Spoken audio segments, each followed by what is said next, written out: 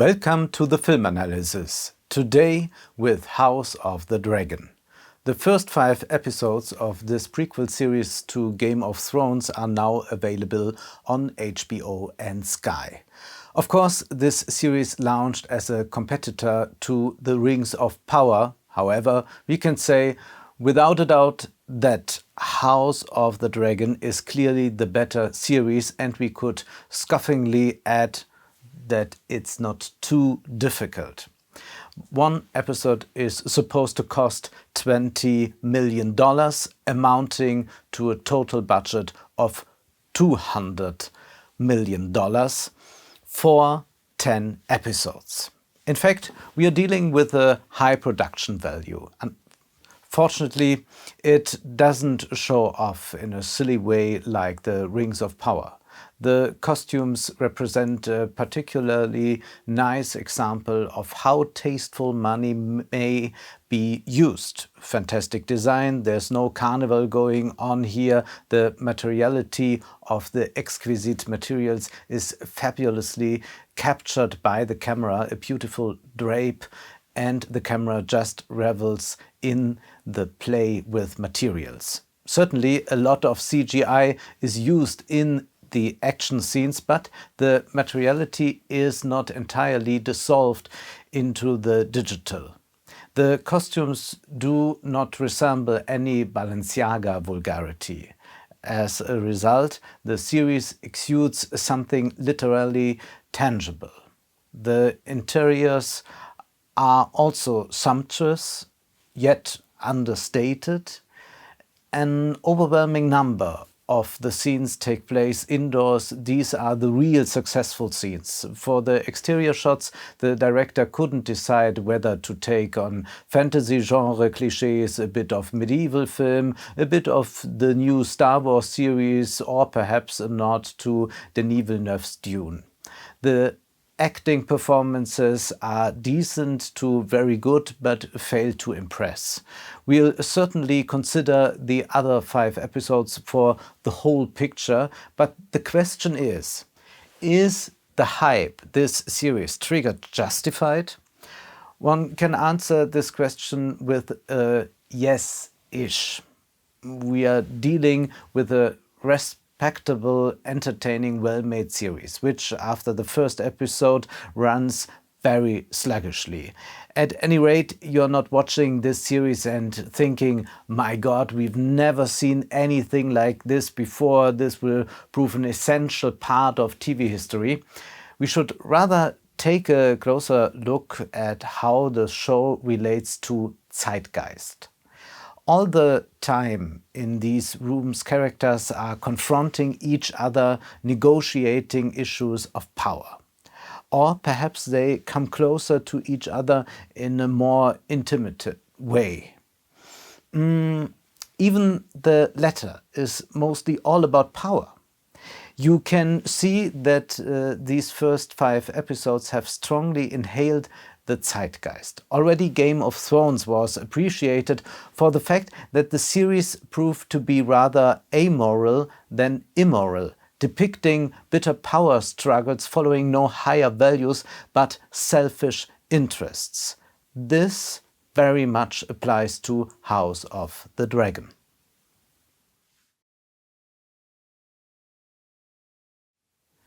House of the Dragon centers on a war of succession that takes place some 200 years before the Game of Thrones plot. The story is about the dance of the dragons, and in the house of Targaryen they hope for a male heir to the throne. The dragons are reminiscent of atomic bombs and need to consolidate power. Geopolitics plays a big role. A male successor is wished for. At least this would correspond to the divine order. King Viserys has a daughter named Rhaenyra, who herself articulates claims to power again and again, but now the hope lies on the pregnant Aemma. The Childbed, however, becomes a battlefield. Emma is killed by her husband so that the son survives, and even this happiness does not last long. The child dies after one day, leaving only Rhaenyra again. Then there is Viserys' brother, Daemon, who is not exactly squeamish. Viserys, the fifth king of the Targaryen dynasty, is in trouble. How is he supposed to secure power in the future when he dies? Which strategy is the right one? Should he marry a 12-year-old girl and have a son with her once she turns 14? He is also already very decrepit. Strikingly, no higher principle is ever explained. It is never about a wise king standing up for certain values, being the perfect ruler, but it is simply about power. It is thus the opposite of the Lord of the Rings. In the Lord of the Rings, after all, it's made clear to us from the beginning, here's good, there's evil, and you want to be on the side of good, of course. It's similar to Star Wars. You identify as a viewer with these seemingly higher values. Few would say, I want to be like Sauron or the Sith Lord. The problem, this dichotomy is cheap. Both Star Wars and The Lord of the Rings don't characterize the foe as an opponent in terms of interests, but in order to dehumanize. Certainly, the audience awards sympathies in House of the Dragon as well, but never do we reach a strong identification. There is quite the erotic scene featuring Rhaenyra and Sir Criston in the 4th episode, which we are certainly very much gripped by, and somehow one would wish for them the way they meet that it could go on. In general, one is grateful to see such a sex scene in a series for once, as mainstream cinema has almost completely banned sexuality. But again, we shouldn't give away our sympathies too hastily.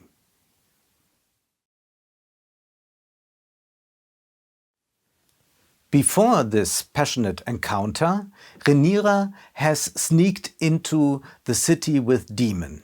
They dive into an establishment where everyone can follow one's preferences, where everything is possible. Everyone can live out what one really wants, what one desires. Daemon explains to Rhaenyra, sex doesn't exist merely for reproductive purposes, but sex is understood as a form of enjoyment. Hedonism plays a major role here. It also contains a political dimension. Combined with reproductive fantasies clearly serving power, one is saying we need an heir to the throne and somebody must desire him. But this also leads us to another political dimension. It's about the fact that in politics and media you can often hear now we need a new seriousness again, and in view of the actual crisis nowadays we should also ask ourselves again whether we are not militarily engaged, whether we would not also be willing to sacrifice ourselves for something. This series shows us what people are willing to sacrifice themselves for. Sure, there are all these intrigues, but what is it about? Isn't the passionate encounter, whether in the bedroom or here in such an establishment, much more decisive? Can't there be a truly political, radical dimension in the very idea of enjoying and not somehow sacrificing oneself, of giving birth? This, at least, is hinted at again and again in the series. We will have to pursue it. Sir Criston and Rhaenyra meet in her room at night. There is no talking in the scene. They undress with glances. Finally, they actually undress, one would almost be willing to give all sympathies to this couple. We get romantically afflicted, no question. Sir Kristen then later suggests withdrawing from these reproductive contexts and leaving the country. Rhaenyra objects. She certainly doesn't want that. She wants to assert her claim to power. He is only available as a rival in love. It is not a question of a woman and a man in love. The discourse on world politics lends itself to this. To what extent may we find it here? First, one might suggest it to be all different. Since taking office, Joe Biden has never tired to emphasizing a systemic contest between democracy versus autocracy. EU President Ursula von der Leyen has echoed this. The German Foreign Minister Annalena Baerbock speaks of both value-guided and feminist foreign policy, whether against China or, of course, against Russia, thus legitimizing interventions, sanctions and other measures. Human rights guide policy. We don't really witness such an amoral constellation, one might think, as we find here in House of the Dragon. At the same time, however, there is another discourse. Sometimes the discourses are not separated from each other, but are mixed in a peculiar way, just as you need it, especially in political talk shows. Sometimes it's about clear power interests, and then the moral, almost emotional kitsch motive is referred to again, stating, "But think of the people."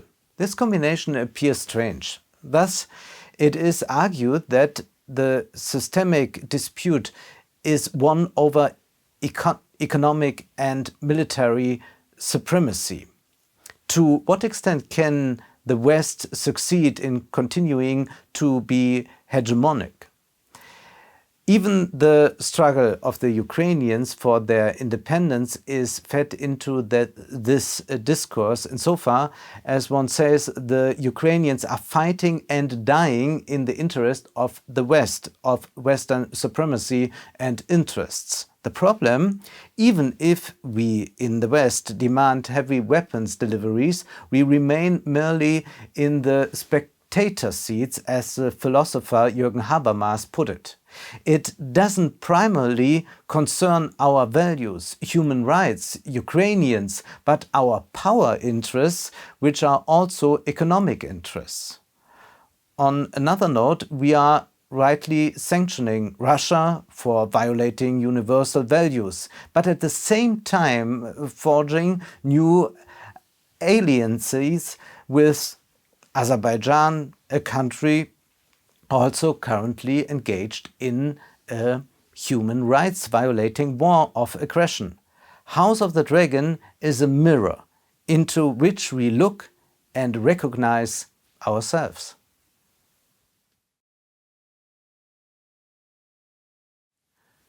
Remarkably, the people in the series only serve as a setting, mostly as a backdrop, but otherwise play no role. We therefore adopt almost a Marvel perspective, where we also always must deal with superheroes. The people only serve as a backdrop, or you must protect them somehow or not turn them against you quite so much. In the current discourse, we see slogans like "we must be more realistic again," "we need a new realism in world politics," contradicting value-driven foreign policy. Of course, other interests are involved, even if Biden empowers family values to strengthen in the system conflict of democracy versus autocracy. Reproductive and national economic issues matter, as well as economic growth. The new industrial policy we are experiencing concerns economic aspects and rearmament. We find this symbolically in the series thanks to the dragon due to the dragon eggs. We can speak of a foreign policy guided by interests.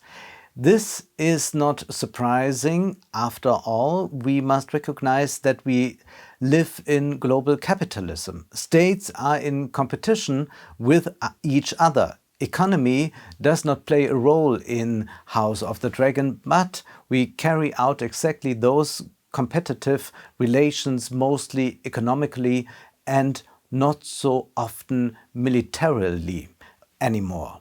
This competition in House of the Dragon is carried out through family politics, through some murders or through battles fought with dragons. If we visualize this kind of competitive relations, the question arises at the end, for whom do you want to sacrifice yourself? For whose national economic profit or corporate profit? For which stock portfolio? House of the Dragon stresses values being irrelevant. Suddenly, completely different interests are decisive. In fact, we are witnessing democracies confronting autocracies. This leads us to the age of global rackets. Rackets represents a very colorful term from the Frankfurt School.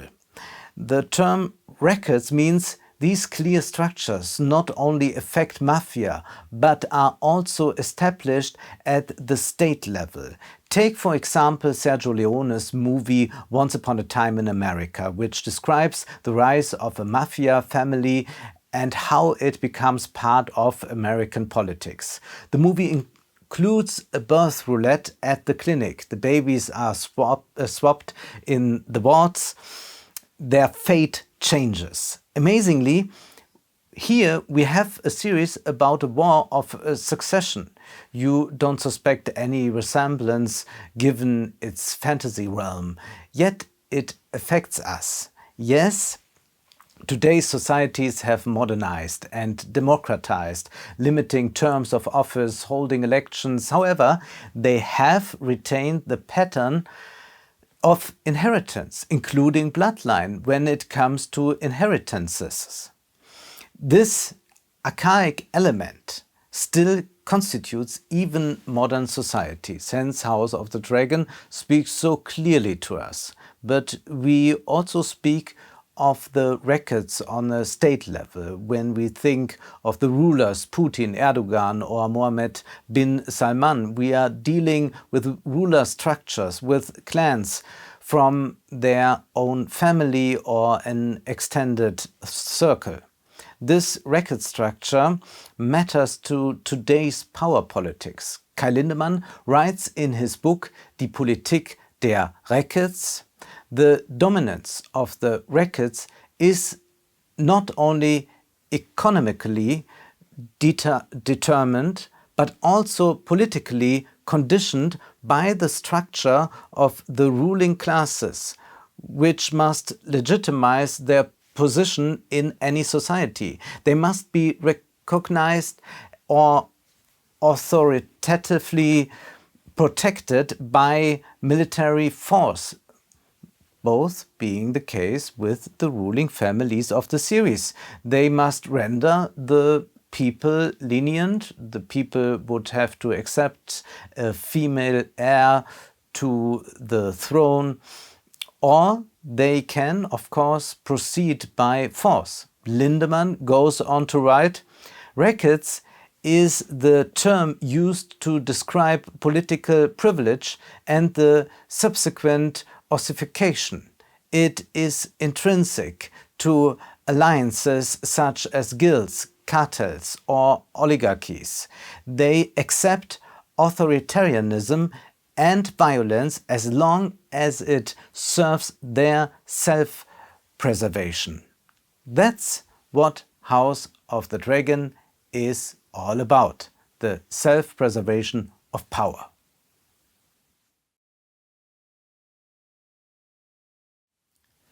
The series is about family clans, about bloodlines, but most importantly, it doesn't depict a medieval world, but a very contemporary one. Equally, another aspect matters: the great adaptability, the flexibility, being prepared to suddenly cooperate with the enemy when one faces another larger enemy, as we are currently recognizing in terms of energy policy. Also flexible morals. The gay son should marry a woman if it maintains power. Let's not forget contingencies of history. We don't have only a teleological course of history, but surprising twists and turns. That's what Game of Thrones was about with its unexpected deaths. House of the Dragon proves to be a bit calmer. And we have this feminist component, not really representing feminism. Take Rhaenys, for example, Corlys's wife. She says men would rather burn down the whole kingdom before they put a woman on the throne. Rhaenyra represents a woman trying to assert herself, criticizing and analyzing femininity and marriage. She says at one point, how romantic, them locking you in a castle and you squeezing out heirs for them. Again, one could universalize her statement by saying, why give birth for a country? Or even further, why die for a country? Does Rhaenyra thereby represent, or rather embody, the universalist principle right away? Is she a feminist? So far, we observe many girl boss moves from her, according to zeitgeist. Simone de Beauvoir writes about female rulers already in her famous book, The Second Sex, stating the following: it may happen that in a matrilineal system the woman has a very high position, but be aware, the presence of a woman chief or a queen at the head of a tribe absolutely does not mean that women are sovereign. The reign of Catherine the Great changed nothing in the fate of Russian peasant women, and they lived no less frequently in a state of abjection. End of quote.